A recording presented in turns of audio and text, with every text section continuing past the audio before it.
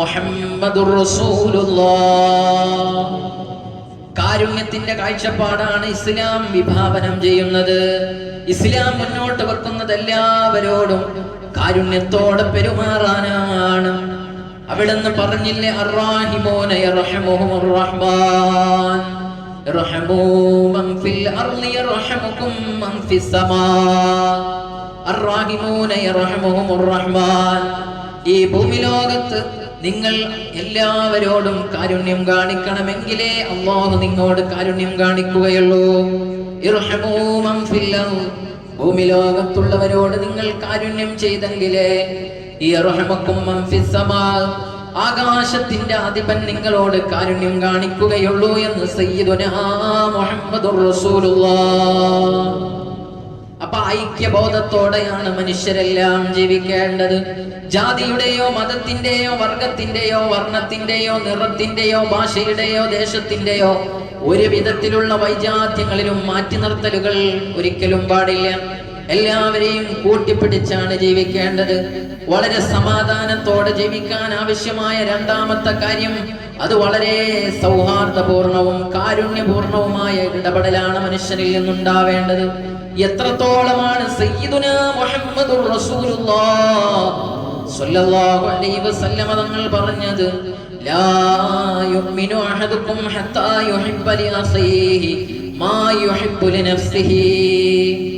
തന്റെ സഹോദരന് ഞാൻ എന്തൊക്കെ ഇഷ്ടപ്പെടുന്നുവോ അതെല്ലാം അവനും ഇഷ്ടപ്പെടുന്നത് വരെ നിങ്ങളിൽ നിന്ന് ഒരാളും മുഅ്മിനല്ല എന്ന് സ്വാദിഖുൽ മസ്ദൂഖ് മുഹമ്മദുർ റസൂലുള്ളാഹ്.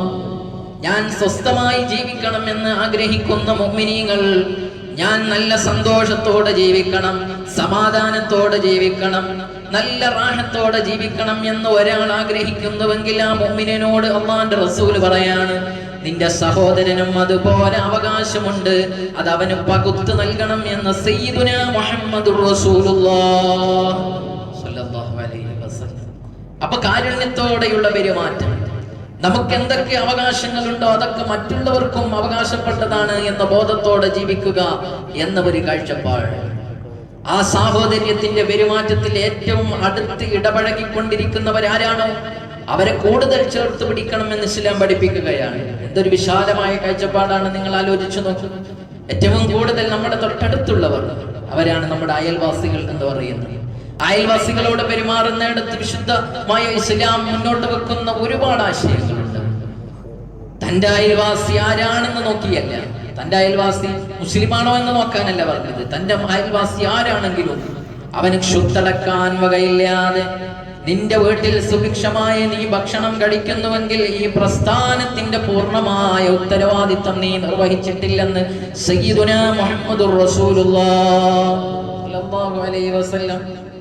അയൽവാസികൾ പരസ്പരം രമ്യതയോടെയും സഹവർത്തിത്വത്തോടെയും സന്തോഷത്തോടുകൂടെയും പെരുമാറണമെന്ന് പഠിപ്പിച്ച ത്വാഹ റസൂലുള്ളാഹി സ്വല്ലല്ലാഹു അലൈഹി വസല്ലം അവിടുന്ന് ഒരിക്കൽ പറയുന്നു, വല്ലാഹി ലാ യുഅ്മിൻ വല്ലാഹി ലാ യുഅ്മിൻ വല്ലാഹി ലാ യുഅ്മിൻ. ഒരിക്കലും മുഅ്മിനല്ല, ഒരിക്കലും മുഅ്മിനല്ല. ഉടനെ തന്നെ സഹാബത്ത് ചോദിച്ചു, നബിയേ ആരെ കുറിച്ചാണ് ഒരിക്കലും മുഅ്മിനല്ല എന്ന് 3 തവണ അങ്ങ് പറയുന്നത്? അവിടെന്ന് പറഞ്ഞു, അല്ലദീ ലാ യഅ്മനു ജാറുഹു ബവായിഖാ. അവിടെന്ന് പറയാണ്, ഹബീബായ സല്ലല്ലാഹു അലൈഹി വസല്ലം തങ്ങൾ പറയാണ്, അയൽവാസിക്ക് ബുദ്ധിമുട്ടുണ്ടാക്കി ജീവിക്കുന്നവൻ ഒരിക്കലും മുഅ്മിനല്ല എന്ന് മുഹമ്മദുർ റസൂലുള്ളാഹി സ്വല്ലല്ലാഹു അലൈഹി. അതുകൊണ്ട് മുഅ്മിനായ ഒരു മനുഷ്യന്റെ ഉത്തരവാദിത്തം മറ്റുള്ളവർക്ക് സ്വൈര്യക്കേട് ഉണ്ടാക്കരുത്, അസ്വസ്ഥതകൾ ഉണ്ടാക്കരുത്, അവന്റെ സമാധാനം തകർത്ത് കളയരുത്, അവന്റെ സ്വാതന്ത്ര്യത്തിൽ കൈകടത്തരുത്, അവനെ ഒരു വിധത്തിലും ശല്യം ചെയ്യരുത് എന്നാണ്.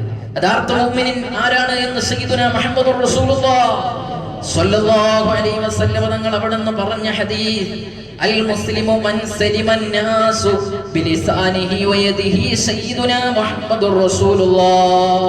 തങ്ങൾ പറയാൻ, അൽ മുസ്ലിമു മൻ സലിമൻ നാസു മിൻ ലിസാനിഹി വയദിഹി. ഒരു മുസ്ലിം എന്ന് പറഞ്ഞാൽ അവന്റെ കയ്യിൽ നിന്നും നാവിൽ നിന്നും എന്ന് പറഞ്ഞാൽ അവന്റെ വാക്കിൽ നിന്നും നോക്കിൽ നിന്നും പ്രവൃത്തിയിൽ നിന്നും എല്ലാ ശല്യങ്ങളിൽ നിന്നും മറ്റെല്ലാവരും രക്ഷപ്പെട്ടവരെയാണ്. അങ്ങനെ ജീവിക്കുന്നവനെയാണ് യഥാർത്ഥ മുസ്ലിം എന്ന് പറയുകയെന്ന് സയ്യിദുനാ മുഹമ്മദുർ റസൂലുള്ളാഹ്